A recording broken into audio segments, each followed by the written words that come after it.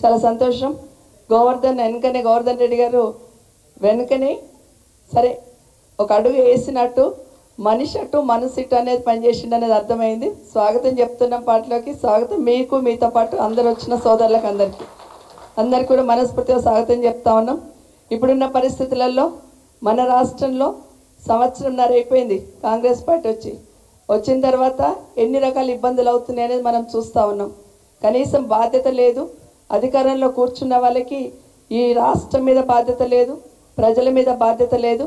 గాలికి మాట్లాడుతూ గాలి పాలన చేస్తుంది అనేది మనందరికీ అర్థమవుతుంది. చూస్తూ ఉంటే మాట్లాడిన ముఖ్యమంత్రి గారి దగ్గర నుండి మొదలు పెడితే కింది వరకు ఒకరికొకరికి పొంతన లేదు. అంటే శృతి లేని సంసారం అంటారు చూడు, ఒకరికొకరు పొంతన లేదు.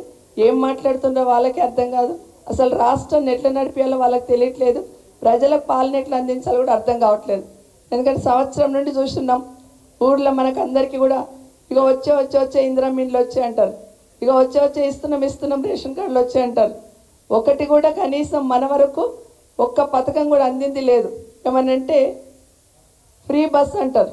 ఇక బస్సు ఎప్పుడు ఎక్కనట్టు మనం ఇప్పుడే ఎక్కుతున్నట్టు, ఎప్పుడు ఎర్ర బస్సు ముఖం చూడనట్టే ఫ్రీ బస్ అని చెప్తున్నారు. అది ఒక్కటే చెప్తారు తప్పిస్తే మాట్లాడుతూ ఒక మాట చెప్తున్నారు. మనం చేసిన పథకాలు, మనం తెచ్చిన పనులు ఇంటింటికి పోయి చెప్పాలంట.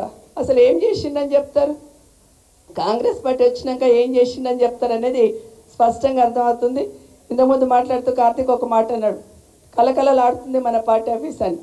ఒకటి మాత్రం వాస్తవం, కష్టం వచ్చినా సంతోషం వచ్చినా రాష్ట్రంలో కేసీఆర్ గారు గుర్తుకొస్తున్నారు. సంతోషంగా ఉన్నామంటే 10 సంవత్సరాల పాలనతోని నేను సంతోషంగా ఉన్నాను, ఆయన పుణ్యం అనే మాట గుర్తుకొస్తూ ఉంది.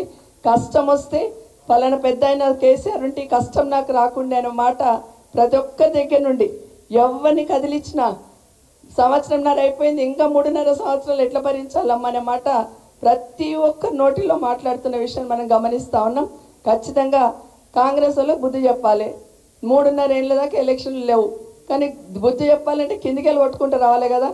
వార్డు మెంబర్ కానివ్వండి, సర్పంచ్ కానివ్వండి, ఎంపీటీసీ కానివ్వండి, కౌన్సిలర్ కానివ్వండి, ఎలక్షన్ ఏదైనా గెలుపు బీఆర్ఎస్ పార్టీదే కావాలి. అక్కడ తగులుతూనే కదా పైన తగిలేది, కింద తగులుకుంటూ వస్తేనే పైన తగులుతుంది.